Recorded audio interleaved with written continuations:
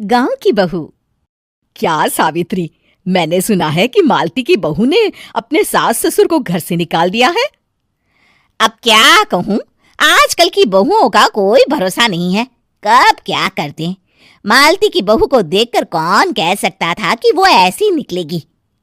तू सही कहती है, आजकल की बहुओं को देख मुझे तो बड़ा डर लगता है।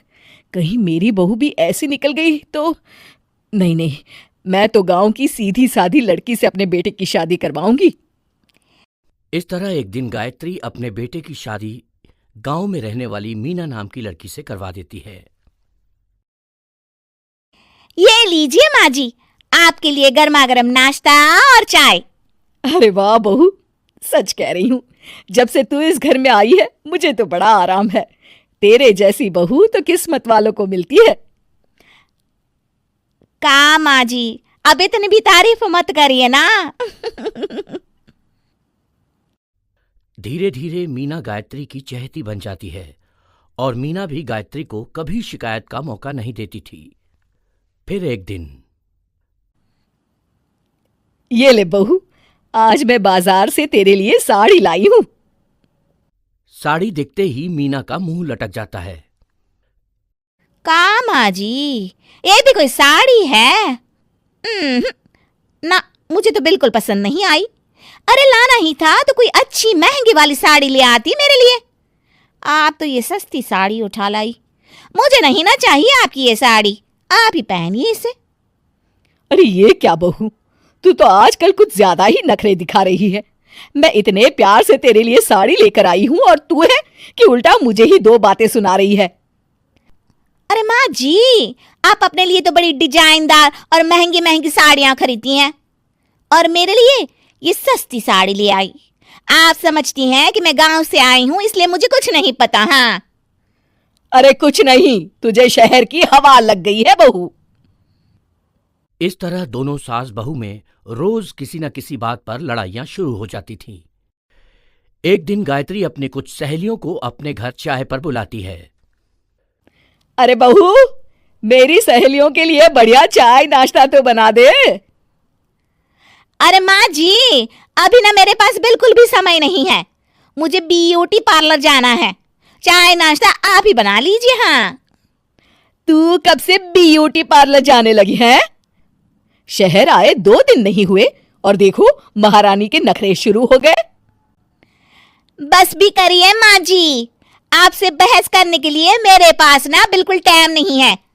आपका क्या है, आप समझती हैं कि मैं गांव से आई हूं तो मुझे कुछ नहीं आता, और आप जो रोज रोज मुझसे मेहमान नवाजी करवाती रहती हैं नौकरानी की तरह। मीना के कमरे में जाते ही, अरे ये क्या गायत्री, तू तो अपनी बहू की बड़ी तारीफ कर रही थी, लेकिन ये तो तुझे कुछ समझती ही नहीं। भाई मुझे तो लग रहा था कि तेरी बहू गांव की है तो सीधी सादी होगी, लेकिन इसने तो शहरी बहुओं को भी मात कर दिया। हाँ। अपनी सहेलियों के सामने अपनी बेइज्जती होते देख गायत्री आग बबूला हो जाती है।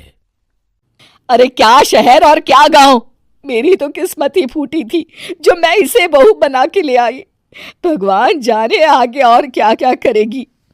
अब तो मुझे कुछ ठीक नहीं लगता, तू जरा संभल के रहना, कहीं मालती की तरह तेरा भी हाल बेहाल ना हो जाए। अच्छा, अब हम चलते हैं। अपनी सहेली की बातें सुनकर गायत्री थोड़ी घबरा जाती है। अरे ये सुशीला क्या बोलकर चली गई, कहीं इसकी बात सच ना निकल जाए। दूसरी तरफ मीना सारी बातें सुन लेती है। अगले दिन से गायत्री अपनी बहू से कोई काम करवाने से पहले 10 बार सोचती थी। ज्यादातर काम वो खुद ही कर लेती थी। अचानक अपनी सास में आए इस बदलाव को देख मीना, लाइए ना माँ जी, मैं कर देती हूँ ना काम। एक बात पूछूं माँ जी, आजकल ना आप बड़ी चुप चुप सी रहती हैं और अब मुझसे झगड़ना तो दूर, मुझसे खुल के बात तक नहीं करती आप। कुछ नहीं बहू, ऐसे ही। मीना अपनी सास की मंशा भांप जाती है और मुस्कुराते हुए कहती है, अरे माँ जी, चिंता मत करिए, मैं आपको घर से नहीं ना निकालने वाली। ये डर आप अपने मन से निकाल दीजिए। अरे छोटे मोटे झगड़े तो हर घर में होते रहते हैं, चाहे कुछ भी हो जाए, आप मेरी सासू माँ हो। मैं तो जिंदगी भर आपकी सेवा करूंगी माँ जी। अपनी बहू की बातें सुन गायत्री को एक प्रकार का संतोष होता है और उसकी सारी चिंताएं दूर हो जाती है। गायत्री अपनी बहू को गले लगा लेती है। मुझे माफ कर दे बहू, मैं तुझे गलत समझ बैठी थी। कोई बात नहीं माँ जी, ये ना घर घर की कहानी है। हाँ।